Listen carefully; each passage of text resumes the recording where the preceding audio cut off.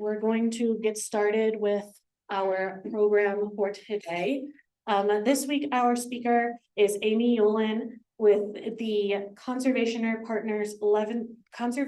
Partners Legacy Program from the DNR, which has funded over 1,000 projects in Minnesota.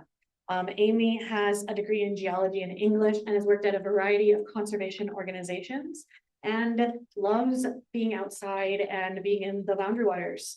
So we are excited to have her come and speak.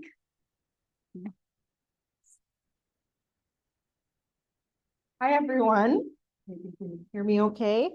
As Jess mentioned, my name is Amy Yoelin. I used to work for Save the Boundary Waters before this position that I'm currently in. So really happy to be back in Ely, one of my favorite places. And excited to talk to you about the Conservation Partners Legacy Grant Program. This is housed within the DNR in our Fish and Wildlife section. Did we get that?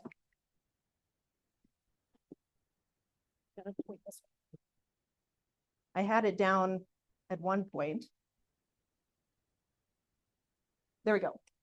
Okay, so the Conservation Partners Legacy Grant Program, or CPL for short, is a grant program that provides reimbursable grants for restoration, protection, and enhancement of wetlands, prairies, forest, and habitat for fish, game, and wildlife. Project spans are typically 3 to 3.5 years. It depends on when funding awards are announced and when contracts are executed. And this is part of the Clean Water and Land Legacy Amendment. You may remember this amendment. Voters voted on this in 2009. It's to 2034. And CPL began when this was started.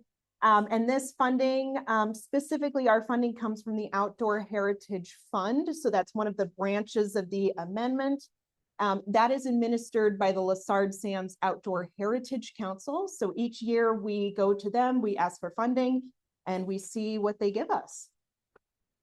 Okay, so CPL grants are divided into 2 categories. We have our larger grant cycle and then our smaller grant cycle. And a couple of key things to note for our larger grant cycle, it's up to $500,000. There are 2 cycles each year. It really depends on how much we award in the first one, how many folks apply. Acquisitions are allowed. Seemingly, you could probably buy land for up to $500,000 as opposed to $75,000. And these projects tend to be a bit more open-ended habitat projects, so they could include trout restoration, trout stream restoration, and also planting. They're a bit more multifaceted, partially because there's more funding. And then we have our expedited or ECP projects that's up to $75,000. There are up to 5 grant cycles per fiscal year. These are rolling. The benefit of this is you could apply round 1, not get funding, but you can come back and you probably will be awarded a grant if you've listened to our feedback, if you're eligible in round 3 or 5, whichever round you choose to apply. No acquisitions allowed for this one. And for these projects, they're really limited to a specific set of restoration and enhancement activities. So as I mentioned, our larger grant cycle, we categorize these into traditional and metro cycles. So traditional is anything that is outside the metro or outside the city limits of Rochester, St. Cloud, and Duluth. Those cities have a population of over 50,000 and are considered metro by our definition. And then our other definition of metro includes the 7-county metro area. Total project cost cannot exceed $1 million, and that applies for all CPL rounds, not just our large rounds. We also specifically have a new applicant round. This began in 2024, and the goal of this was to get smaller cities, nonprofits, really anybody who had never gotten Lessard Sands Outdoor Heritage funds before, or CPL funds before to apply. And again, this is up to $500,000. So a nice, you could do a nice project for that amount. And then we've got our smaller round. This is the ECP rounds. Again, just focused on restoration and enhancement. This is up to 75,000. Historically, it was 50,000, but hearing feedback from our grantees about prevailing wage going up, also buckthorn removal being a lot of money, we decided it was time to bump up the threshold to 75,000. So that was initiated this year. These go through a very quick evaluation and turnaround time. It goes through 2 rounds of review. First is our internal DNR reviewers. So we have our experts from the prairies, forest, wetlands that are reviewing applications. And then ultimately our directors of Fish and Wildlife are making the funding decision.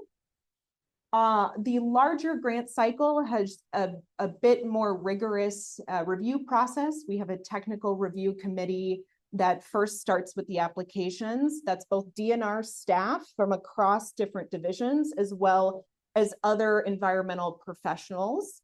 We always make the plug, if you want to be a technical reviewer, we're always looking for more, especially in our forest and prairie habitat projects.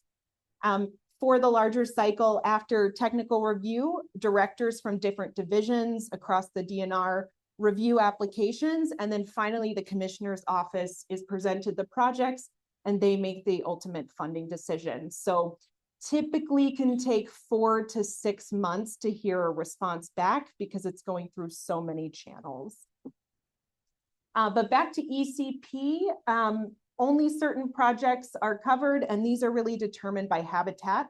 So I'm going to go through the different habitats and show you examples of activities that are eligible for our expedited projects.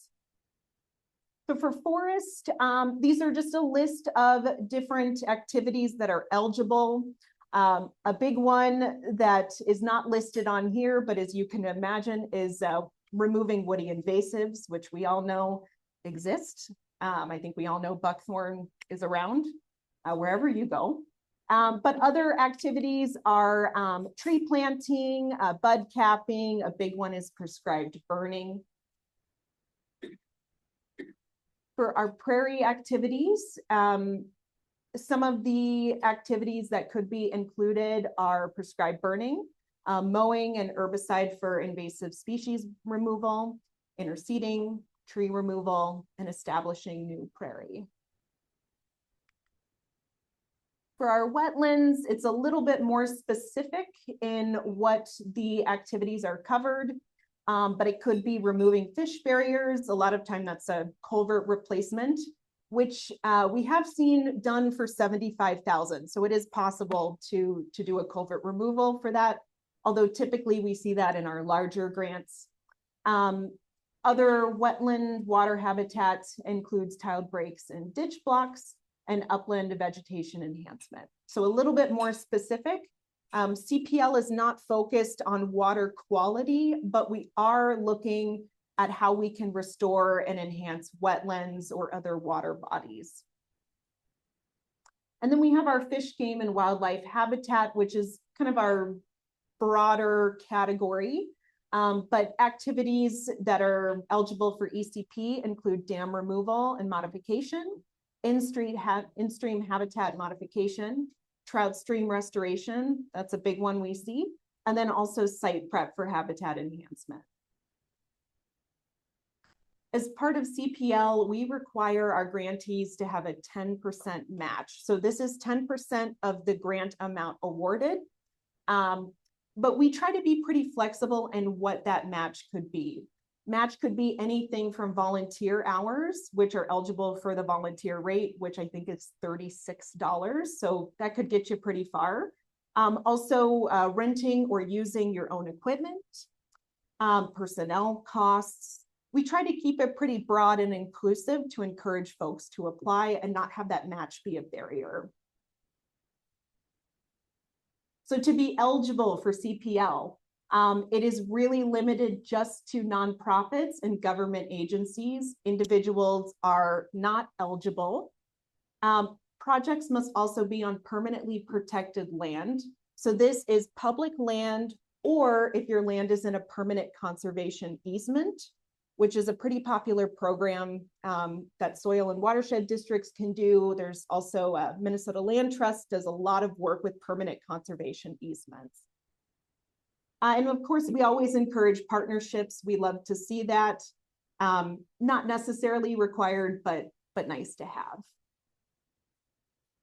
So when we're looking at the project and evaluating, we're basing it off of these criteria.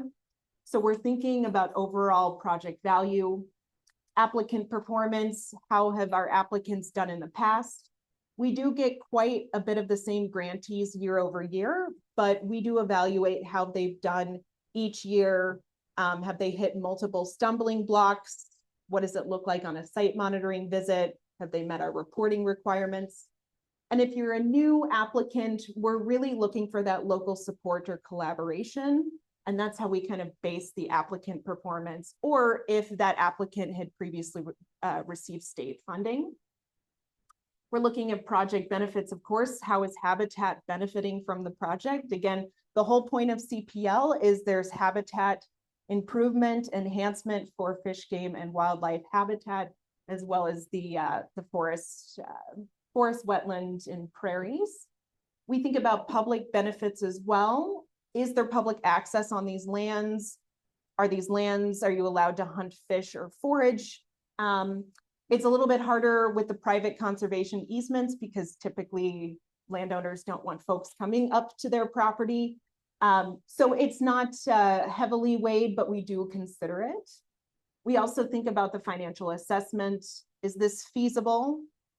If you're applying for $75,000 and you want to restore 1,000 acres, is that actually feasible? Can you show it to us? And that kind of just goes into how detailed your budget is. Did you do your research? Does it seem like it's possible? Did you get contractors' bids to just see? And then we also think about the urgency of these projects. Specifically, acquisitions can be urgent, even though those go through the longer grant process. At least folks that have identified a parcel that they want to purchase and why it's urgent. But we also think urgency in the sense of what's going on in these areas. Was there a fire in the area? Was there flooding? Some of those events we take into consideration with urgency. And then if you were to receive a CPL grant as part of DNR's overall grant monitoring requirements, we are required to go out and do site monitoring. So previous to getting here yesterday, I was in two harbors. It was Lake County SWCD is doing a project on Agate Bay. I don't know if anyone's been there. Really fantastic project. And so I just did a drop-in to see how the project was doing. But at least per our standards, projects that are between 50 to 250,000 are monitored once, and that's usually at the end of the grant period. And if you receive over 250,000, we monitor on an annual basis. I will say I always take the northern ones because it's my favorite area. But we really go all over the state. We've funded anywhere and everywhere. And monitor is either done on site or virtually. With funding all over the state, there are some hard to reach places. So in that case, it's easier to do it over the phone. But really, the best part about the grant monitoring is that we get to see the site in action. Sometimes there's contractors doing work. Yesterday at Agate Bay, Conservation Corps was out there pulling invasives, and that was just great to see the work in action. But also at least to unexpected discoveries. So these are just a couple examples of what was found by team members over the years that is interesting to see. We just get a chance to really know the project better than an application and actually see the work in action. And it makes quite a bit of difference. And it also helps inform us about performance. So how can you get involved? We have a lot of individuals here, but you may work at a place that's eligible for CPL. But you could also get involved by looking for habitat and wildlife issues in your area. What's happening in your city? What's happening in your county? What's happening on your street? Think about projects that could potentially be eligible for CPL and do your research as well. What are the current needs of local wildlife? Are your local municipalities doing anything about habitat? Are you finding the gaps? And if so, how can you help address them? These are just a couple of folks you could reach out to with concerns. And you could make your voice heard and say, I think this would be a great project. I've looked into CPL. We have more than enough people that come to us that say, I noticed something in my area, I passed it along to my local nonprofit, and now they're applying for CPL. If you also have an environmental background, a grant writing background, a reporting background, you could help with applications as well. We are not picky in the sense of who is helping writing the applications. It's just the grantee who is applying or who is who's going to be the grantee for that. And then if you're a landowner, you could look at putting part or all of your land into a permanent conservation easement. So this picture here, that's a dog in a field in Fergus Falls. That's a site visit I did just a couple weeks ago. And that was a farmer who put quite a bit of their land into a permanent conservation easement with the Minnesota Land Trust. And that is in the Prairie Pothole region in central Minnesota. So they're working on wetland and prairie restoration. I believe they're on phase 8 or 9 of that. So it requires quite a bit of work and upkeep, but it's a great way to get involved and kind of spruce up your land if you're interested. Some up and coming projects we've seen are responses to invasives. So again, we all know buckthorn is everywhere and awful, and we all know there's invasives everywhere. So we do see quite a bit of invasives work. Specific to northern Minnesota, northeastern Minnesota, we're also seeing projects that are focused on ash replacement in forests.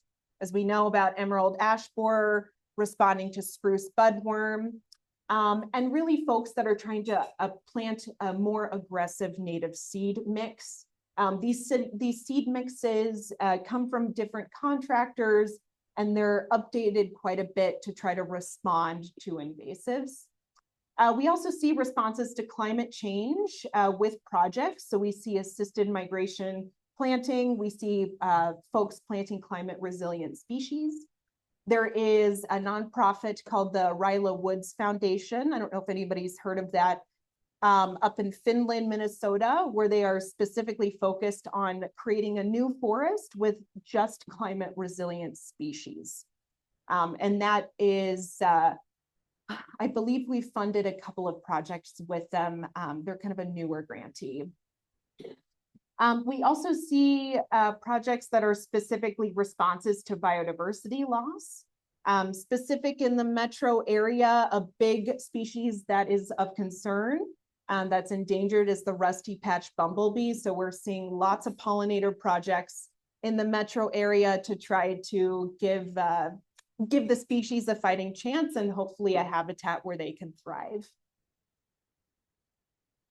So if you were to apply for a CPL grant, or you were to recommend somebody to apply for a CPL grant, we try to give the following tips. So in your application, highlight a clear goal, provide a cedar species list. We want to see the natives that you want to plant. Are you planting the right species? So are you doing a dry mesic species? Are you doing a wetter species? Does that fit where your project is? We also want you to highlight the benefits of wildlife and what's in your area. Some folks tend to give kind of a laundry list of like, oh, these 200 species are in this area, but we actually want to know what is on your project, what's on your site. We also ask if you justify a high cost per acre. So metro projects tend to be a bit more expensive. As you can guess, there's not a ton of acreage, but the costs are still there. So we asked folks to justify how did they reach that conclusion. Again, that goes back to the budget, having a detailed budget. And then of course, submitting photos with your application is huge for us. We take all the project sites and we plug it into ArcGIS, but that only gets us so far. By submitting photos, it just gives us a clearer view of the project and the current conditions or previous conditions, what work has been done on it previously, and why do you need CPL funds now? So those photos really make a huge difference. This photo was taken on the Rum River with Anoka County Parks. I'm pretty sure that was an otter floating by on a site visit that I grabbed. So kind of cool to see wildlife in action and using our sites. And then I just wanted to share kind of a bird's eye view of CPL. As I mentioned, we started in 2009. So we've funded over 1,000 projects across the state, over 290 partner organizations, and that continues to grow, especially with our new applicant round, as we try to attract more folks to apply for funding. And then here's some acreage that we've done, just broken up by habitat. So pretty impressive to see all the work that we've done. And then here's just a map to give kind of a visual of exactly what I just said. You can obviously, there's some hot spots in different areas with some that probably could use some CPL funds. I'm pretty sure out of all the counties in Minnesota, I believe CPL has not reached one or two of them. Otherwise, I believe we've funded nearly all the counties in Minnesota, which is pretty impressive. But there's gaps, certainly. So your help is essential. Not a lot of people know about this program. I know when I first started, I didn't know what this program was. And now that I know about it, I've really just tried to encourage others to look into CPL. I think for a grant, it's a pretty approachable grant. I used to write grants before this, and some of them were really long and extensive with a narrative. We really try to make our application as easy and approachable as possible. Okay, so typically CPL applications for both our larger and smaller rounds opens up in August. However, this coming fiscal year, so that fiscal year is for us, for the DNR, starting in July. So applications that are opening this year, there was a legislative change made that funding is now restricted to just the metro area. So again, it's that 7-county metro area and within the city limits of Rochester, St. Cloud, and Duluth. When I signed up for this presentation many months ago, I thought I would be saying you are eligible. However, though, we are anticipating this is a 1-year change. And so it's important to still think about projects that you could see in your area. Don't give up the hope yet. We do think it's just a 1-year change. But that means for funding, 11.1 million is going to our larger application round. 2 million is for that smaller round, the expedited round, and the rest is for admin costs. Okay, now for the fun part. We have 2 project managers here who are going to be speaking about projects near and around Ely, and I'm super excited for them to talk. First up is going to be Corey with North St. Louis County SWCD. And I see him coming up here.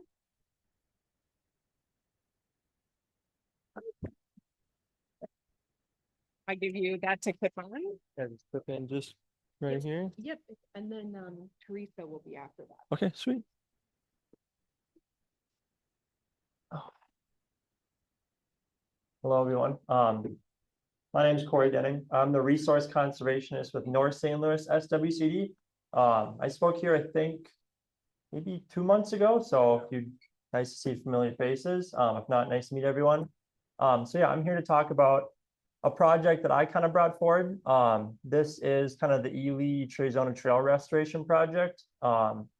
Roughly started like a year ago. I was approached by some staff from the folk school. Lucy, I think she's in the back. She's back there. So if you have any questions, feel free to ask her as well. But she kind of approached me. And obviously I know this is like a little issue with the city of Ely. There's a ton of invasives along the Trezona Trail. You guys have a lot of tansy, bird's foot along this area, a lot of black locust, pea shrub, buckthorn, basically every invasive you can imagine in Minnesota is along that strip.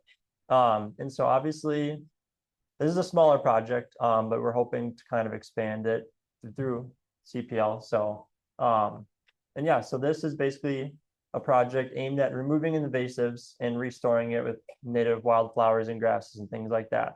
And so the work began, I think, last week. It includes kind of some site prep, 2 rounds of herbicide spraying on the site, and then this fall they'll actually be reseeding the area with a native seed mix. One of the things I was actually interested in talking to locals about is she had mentioned earlier, part of the 10% match is an in-kind match. And so part of that in-kind match was, instead of cash, I opted to use volunteer hours to help maintain the site. And so part of that maintenance will be in the next couple of years with these native habitat projects. There's going to be coming invasives and weeds and things like that before everything gets fully established. And so I was hoping to have a group of volunteers from the group of Ely help maintain it. And so if you're interested in maintaining it, it'll be some weed whipping, some hand tools, things like that, just basically maintain the site. And I can go a little bit more in depth next year, because this won't obviously need to happen until next year. But and so if anyone is interested in helping maintain the site, reach out to Lucy at the folk school in the back, or you can reach out to me. You can find my information on the North St. Louis SWCD website. Yeah.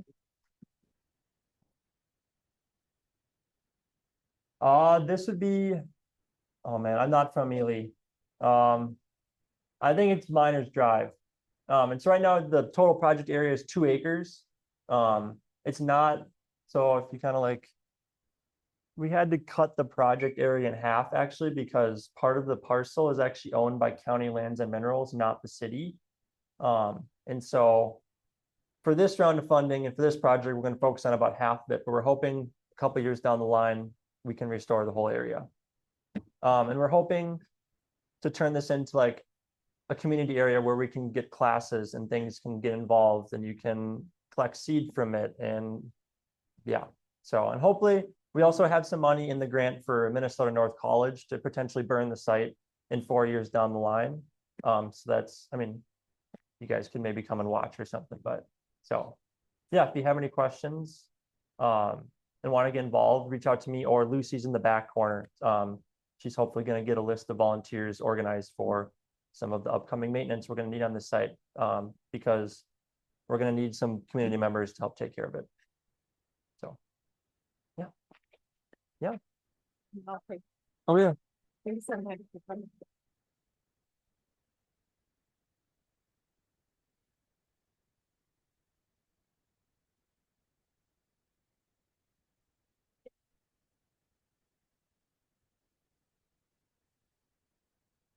All right, hi folks. My name is Teresa. I work with Dovetail Partners. You may have heard of us or worked with my previous coworker, Gloria Erickson, who's enjoying retirement if you've done any Firewise.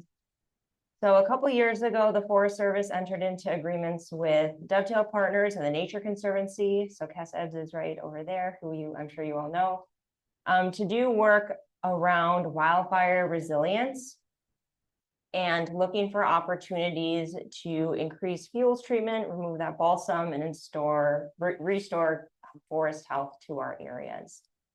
So one of my goals under this agreement is to identify where there's adjacent land to federal land where we could target for fuels reduction to do a landscape approach to forest health. The area we narrowed in on is off the North Arm Road. So there has been a lot of work going on there for any folks who go to I don't know, Denord with their families or enjoyed the North Junction or North Arm ski trails. There's been a lot of Forest Service work along Slim Lake. They've done a couple different prescribed burn entries. The YMCA camps have been working with NRCS, Soil and Water, and DNR on doing their own fuels reduction, and private landowners have been doing a lot as well. There are missing pieces to have a contiguous fuels treatment and a landscape approach to wildfire resiliency in that area. We saw a need for it with the Birch Bay fire pretty recently. And so what we did as a new applicant, we applied for the map. So we applied for and received $500,000 to do fuels reduction on state land, so in Burnside State Forest. That bookends the federal land along Slim Lake that are missing links in this contiguous fuels treatment. So what we're looking at here, this is Cass, my photo. Cass and I went out here 2 years ago because if anyone's gone in on the Moose Trail out of Denord Trailhead, and you go and you're skiing towards Slim Lake and you're in this beautiful red pine open area, and to your left is just a wall of balsam. So that is a property line. That is a artificial, you know, from the forest standpoint, it is a line where treatment had to stop for that federal work. And so that is what we're looking at here. That is state land that hasn't been included in any previous work to remove the balsam and restore that red pine forest health. The photo on the right is a field tour we did through the Northeast Midwest Prescribed Fire Conference last summer. We'll hope to do another one this summer. So we took folks out on this field tour and walked down Moose Trail. And we talked with one of the fire practitioners from the Forest Service about the couple entries they've done with fire to bring that low intensity fire back to that red pine stand that we're standing in and enjoying some really nice open area. We can see some pine regen coming back. The blueberries are really great there. And then again, talking about the habitat to the left. So for anyone who owns woodlands, balsam removal is incredibly costly and time intensive. And so, you know, Amy mentioned one of the things we had to do is justify a high cost. It is a high cost to remove balsam, especially in an area where you're not always going to get in with machines. So the state land we've targeted is, again, pretty much on the north end and south end of Slim Lake where the state forest is, and it's a 600-acre area. And we're going to be targeting up to 150 acres to do that balsam removal. The balsam removal is just the action we're taking, but the objectives are a fewfold. What we're trying to do is create more opportunities when the Forest Service does go in with another low intensity underburn in those red pine stands, to be able to cross their boundary and bring that fire through more of that red pine stand. There's some really precious old growth on the state land that would, you know, is going to benefit from that low intensity fire. There's also a goal and an objective to reset these stands. So more than just balsam that will probably, you know, die again in 20 years, to reset those stands with better forest conditions for regeneration. One of the areas we're targeting on the north end was scoped for a timber sale 10 years ago, and no one wanted it. It's not merchantable. So again, trying to reset these stands to have a productive forest, whether that's for old growth health or for future timber.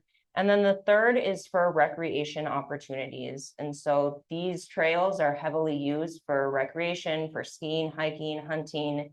And the Y camps have agreements with DNR to do that trail maintenance. But if you go out there right at the start of ski season, I mean, you're stepping over a bunch of those dead balsam that are falling into the trails.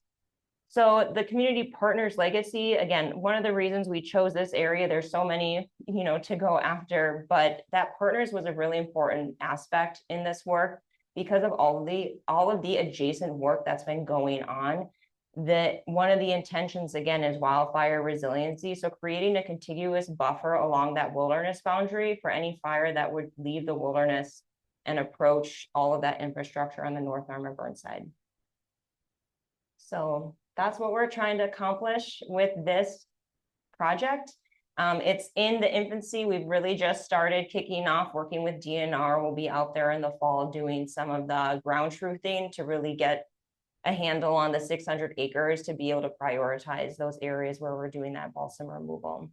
This is the kind of work Kess and I really try to do and do more of in the area is, again, looking across those boundaries to different land ownerships to, identify when we can expand those fuels treatments and have a healthy forest versus healthy individual properties. So, any questions? Great, thank you. Oh, yeah, thank you. Thank you so much.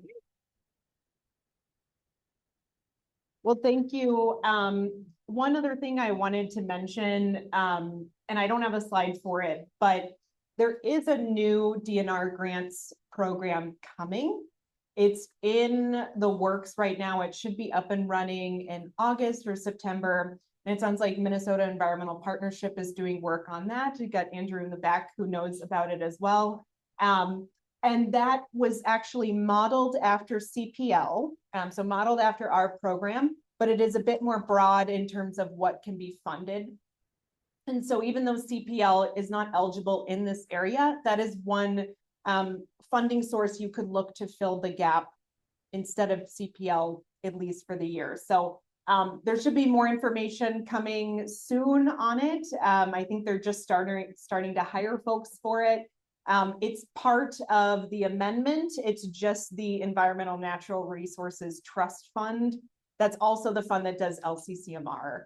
And I believe it's $28 million, whereas CPL in previous years was between 13 to 15. So quite a bit more work and projects can be funded through that. But thank you so much. I was so excited to come and speak. I've been wanting to do this for quite a while. So thank you so much for having me. Please let me know if you have any questions.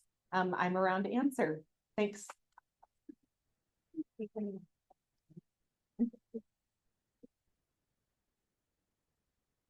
These microphones. Oh, there's microphones and I are fighting today. I'm just curious about the legislative decision to focus on the metro, and if you could speak to why that decision was made, like what's the aim of that choice? Yeah, so CPL was not involved in that. That was a decision made in committee. I believe it was the Finance Committee did that. It was right before our legislative session was over.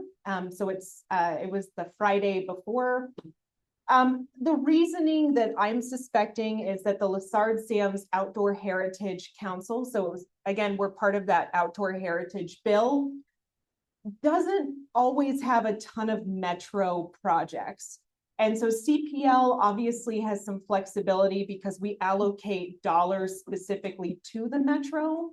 And so my guess is that they wanted to use CPL to just focus on metro to kind of beef up work being done in the metro area.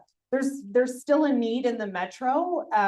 For us now, we get to do our best to do outreach to those smaller cities or soil and watershed districts or nonprofits that are doing work in the metro to try to get them to apply for CPL. But that is my guess on the matter, but that's a great question. When you were talking about climate change. Yep. You mentioned assisted migration. I'm curious to know that. Yeah, so that is planting tree species that is basically, they were in the south and moving them up. So Talking about basically like plant and tree migration is to try, just with the climate going the way it is, obviously things are getting hotter or there's just variation in temperature.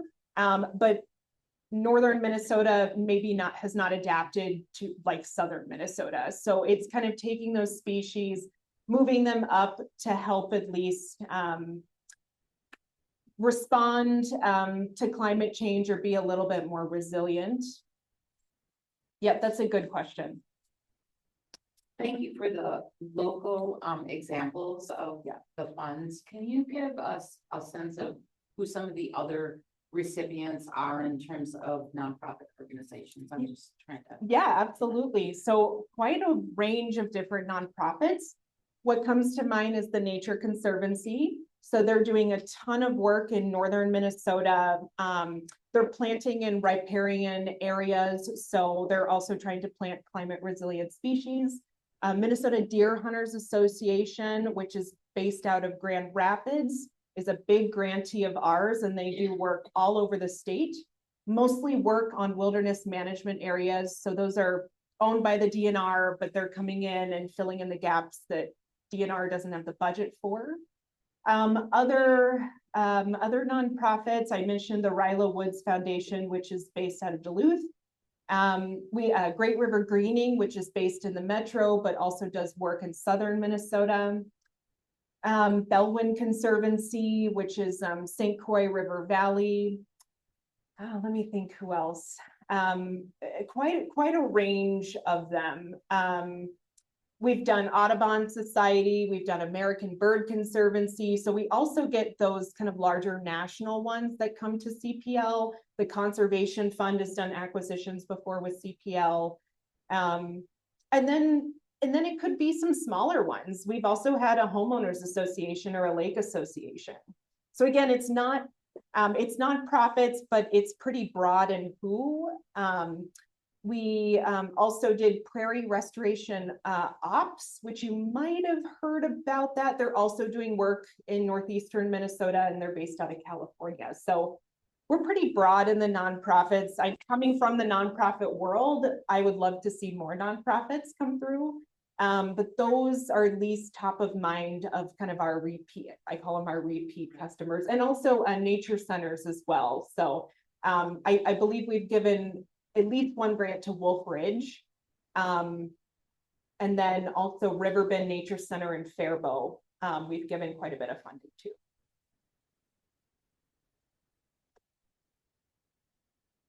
Are there other questions?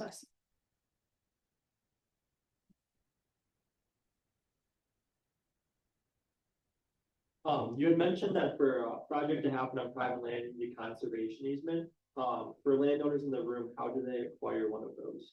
Yes, so I'm not too familiar with how to do it, but I at least know Minnesota Land Trust has a very large easement program. Also, soil and watershed districts, I am pretty sure also can help you get an easement. So there are ways to do it, but I'm not the most well-versed in exactly how, but at least Minnesota Land Trust for sure is a big in with the easements. So it's on. Yeah. Hello. Becky and I have conservation easements with the Minnesota Land Trust. Great. And they're great to work with, and they have all kinds of parameters that they're looking for, but it's certainly worth giving them a call. So if anybody has land they'd like to put a conservation easement on, absolutely call the Land Trust. Yeah, they do, for at least for CPL, Minnesota Land Trust approaches us for work in southern Minnesota and the Prairie Pothole region, but they certainly do work across the state. So I have heard that the site visits for those are also highly the people want those site visits, at least Minnesota Land Trust staff do, which I don't blame them. Yes, my question is, did you pertain to the second question you had about the rural areas are kind of left out of mainly urban areas? What about our representatives up there? Do they have anything to do with that, or were they missing? That's a good question. So folks voted on the outdoor heritage bill. So I think it just depends on which representatives were in the room during finance committee. So the outdoor heritage fund bill goes through various committees. One is the finance. There's also a legacy finance bill. There's, I think, one other committee it goes through. So it really just depends on who's in the room. I will say the Lessard Sam's Outdoor Heritage Council, which again, we present our work to, they allocate certain dollars to us. They do have quite a bit of rural representatives in the room there too. So the rural voice is still heard. The Lessard Sam's Outdoor Heritage Council did not recommend our funding with this change. This was really just legislators at the very last minute in a finance committee made the change. So I think the voices are still there. And it's also, again, just spreading the word about CPL and kind of raising the importance of both statewide and metro. As CPL staff fully believe statewide is just as important as metro. Any other last questions? I'm sure that the people who spoke today, Amy and Teresa and Corey, will be able to stay around for a couple of minutes to answer any additional questions. Thank you so much, everyone, for participating. Make sure you put your lunchbox request down for June 30th, and we will see you next week.